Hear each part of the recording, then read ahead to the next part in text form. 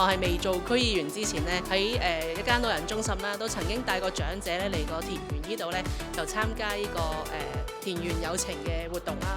都感謝學校咧去堅持咧去舉辦呢個活動，俾中五級嘅學生咧能夠咧去同啲老人家咧去分享呢個校園嘅生活。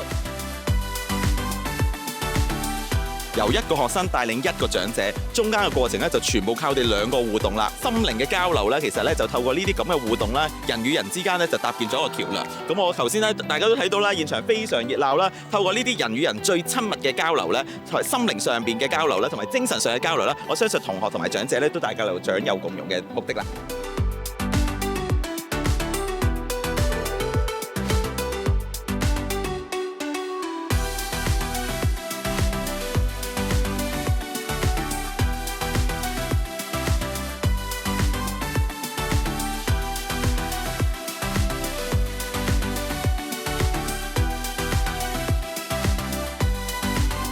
媽咪，咁你今日有機會嚟參加我哋學校嘅活動，咁你覺得點啊？好開心啊！見到你哋好豐富嘅校園生活，同埋個個小朋友好乖、好正向。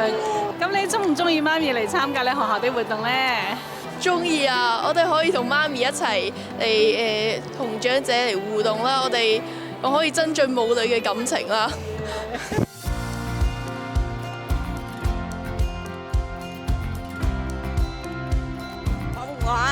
我非常開心啊！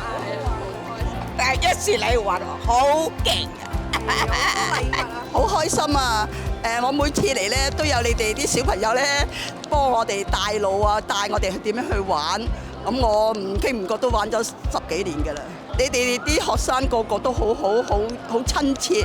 即係佢唔會連我哋啲老人家好似好論盡咁，都好細心咁參與我哋上落咁啊！我哋即係每一次你哋有活動咧，我哋都好開心嘅。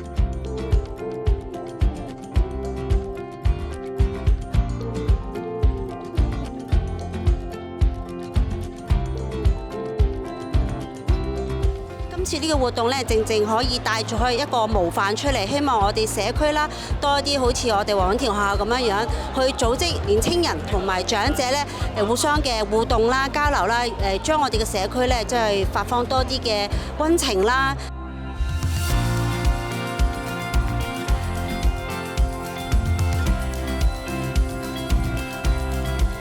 通過好多唔同嘅活動啦，同埋攤位遊戲啦，咁咧就將年青人啦，同埋咧一啲老人家啦，咁啊大家一齊咧透過啲活動咧，咁大家係有溝通啦，同埋可以咧令到佢哋咧增進感情，對呢個社會咧好有幫助。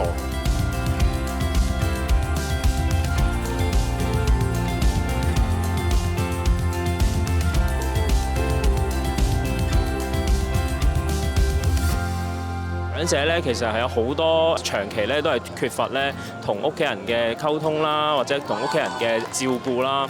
咁所以咧，如果有一班嘅年青人肯去聆聽佢哋，甚至乎係同佢哋去玩嚇，同佢哋係一啲嘅互動嘅話，其實係對於佢哋嚟講咧係一非常之窩心嘅一件事嚟。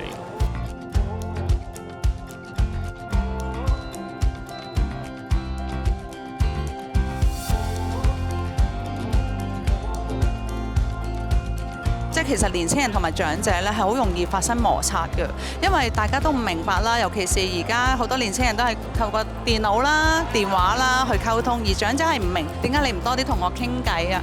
咁但係你哋當放下電話、放下電腦嘅時候，同長者多啲傾偈，你會明白啊，其實長者佢哋嘅經歷啦。